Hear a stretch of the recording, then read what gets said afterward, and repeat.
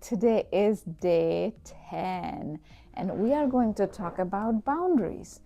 We all have heard about boundaries, and they are important in life, especially in a relationship. If you had a divorce or if you had a breakup from a long-term relationship, you know the importance of boundaries, right? And the importance of boundaries, not just between two of you, but the people around you, people who are close to you, the close friends, family, co-workers, right? Or your bosses. Like, did your work impact your relationship, or did your in-laws impact your relationship? Things like that, right? All of these are very, very important. So without further ado, let's start talking about boundaries. Boundaries are created in two different ways. One is from fear, and the fear-based boundaries, we'll talk more about it in our actually next session tomorrow. Fear-based boundaries doesn't help, it hurts relationship. And the other boundaries help to protect the relationship. Now, if you were to think about, again, this three things, thinking, speaking, action. What can you do about it is, first, you need to change your thinking about that, the boundaries, right? Now, sometimes we don't even know if some of our boundaries are created based off of fear, because some of those fear could be deeply rooted from our life experiences, from childhood, or from all different experiences that we have it in life. So you almost have to ask yourself, if something that you have as boundaries and sometimes boundaries can be also considered as like a strong values.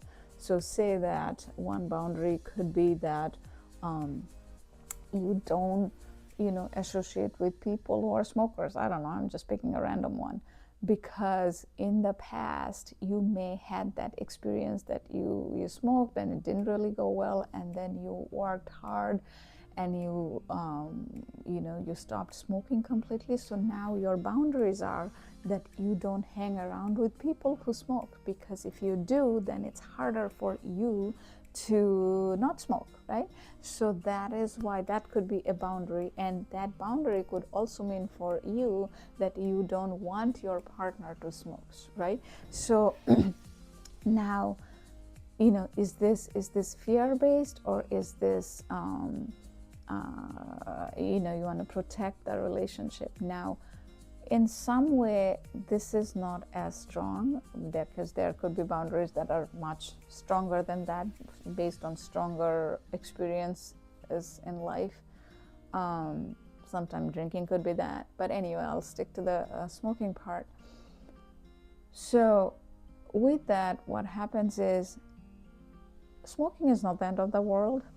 However, if it is one of the non-negotiable, that you are not going to go out on a date, or you're not going to go on a long-term relationship with somebody who smokes, and that is your non-negotiable, that's fine. But let's say you don't have really any problem with if somebody smokes, you don't mind being in a relationship with a person like that, but you don't want to smoke.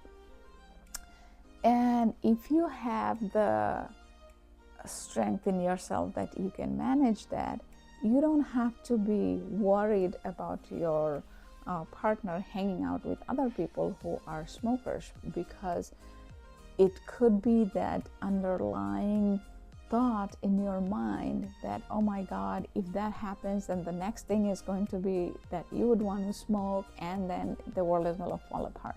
So that is like the extreme fear, right? So that's what you want to start thinking about. Even though I'm giving the example with the smoke, just think about there could be things in your mind, because our mind goes into this cycle and it starts getting into that the extreme fear zone, right? And that fear creates boundaries. And a lot of time those boundaries create problem in a relationship, and without even knowing any details about it, if you were divorced, I know that you guys have had those situations where you felt boundaries were crossed, and things fell apart.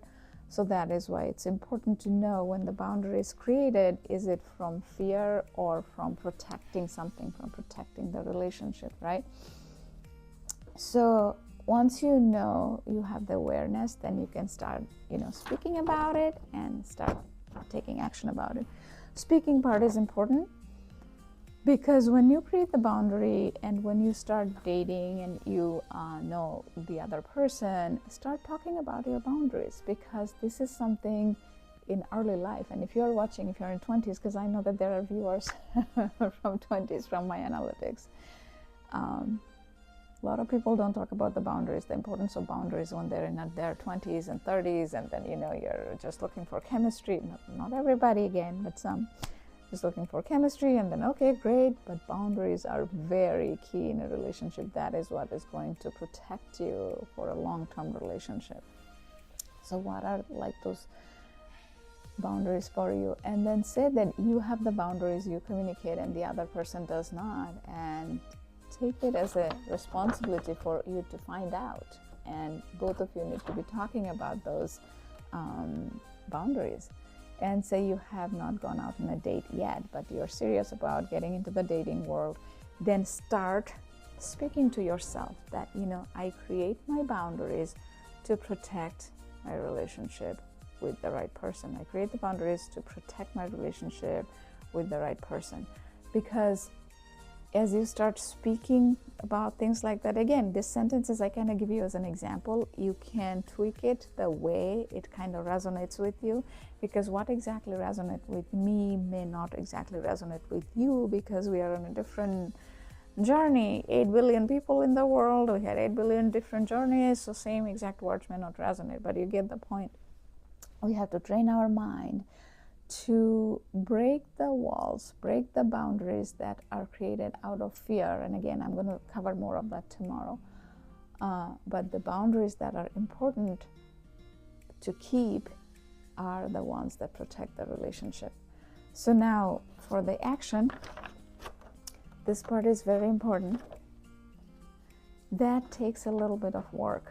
So, which is why you want to write down that I date people, based on the boundaries that I have. It's almost like a non-negotiable type, that where the boundaries matches for you and the other person. Because if you had the experience, you know that boundaries can really create big issues in a relationship. And I have heard even from people who are not divorced, but they deal with a lot of challenges from boundaries from people who are close to them, but because when the boundaries are not communicated, it can create a lot of tensions. And people all around it starts feeling about it, and it can create a very challenging situation. Anyway, so what you want to do is, again, from action perspective, write it down that I date, especially if you haven't started dating yet, that I date people who have similar boundary principles as mine. And then when you start dating, start talking about your boundaries, what's important, the communication needs. If you guys know that I refer John Gottman, Julie Gottman sometime, that I'm really inspired with their work, and you should look them up. They're so good. I'm actually surprised how they are not more popular than they are. They have been doing this research for 45 years, and they have amazing statistics about how marriages work and what causes divorce and things like that. But anyway, as you guys know, I'm on a mission to change that. 30 to 40% people get divorced in first marriage. 60 to 70% people get divorced in second marriage. And I'm on a mission to change that, because according to John Gottman's study, a lot of it happens because people don't heal themselves, and they attract the similar type of people in the next relationship. And by this, we can change ourselves so that we attract the right people. Because, two people who are wounded when they get together, the wounds are going to be higher. So that is why you want to heal yourself before you attract the right person. And when I say right person, more than likely when you are healed, you are also going to attract another person who is also healed. Otherwise, if you are wounded, you are going to attract the other person who is also wounded. So, the communication needs are very, very important. If that is important, if that is your boundary requirement, write that down. So, we talked about how to start changing the thinking. I keep bringing this up because these are 3 simple things in all of the deep dive. That's what we're trying to do. We are trying to change our thinking slowly from that front, because we can again change only ourselves. Start changing your thinking. If your boundaries are created for fear or for protection boundaries are great. Fear-based boundaries you want to start breaking. Again, we're going to cover that tomorrow, so don't miss tomorrow. Because a lot of the boundaries are created from fear, and you may not even know that you have some of those fears. Anyway, number 2 is speaking. Speaking is simple. Start speaking with people, from that perspective, that what boundaries are important to you. And that actually sometimes helps, because people sometimes, they set you up, your friends may set you up with a blind date or whatever, so that way they also know your boundaries, and that is part of the attraction, manifestation, and all of that. So that's why start speaking about it. And from the action perspective, write it down, because that's how eventually you will start changing your mind, so that you attract the right person, and universe and everything will align, because everything is energy. More you do it, thinking is releasing an energy, speaking is releasing an energy, and the action, of course, is releasing a big energy. And when all of these energies are in sync, you're going to manifest faster. So join me tomorrow, where I talk about the boundaries that are based out of fear, because that is not going to get you to a fulfilling relationship. Because when you have fear-based boundary, you are kind of setting yourself up for failure. Literally, you are kind of setting yourself up for failure when you have fear-based boundaries. Even if the love is right around you, you cannot experience it, and you cannot feel it. So not only it's bad for you, it's also bad for the other person. So join me tomorrow. Bye.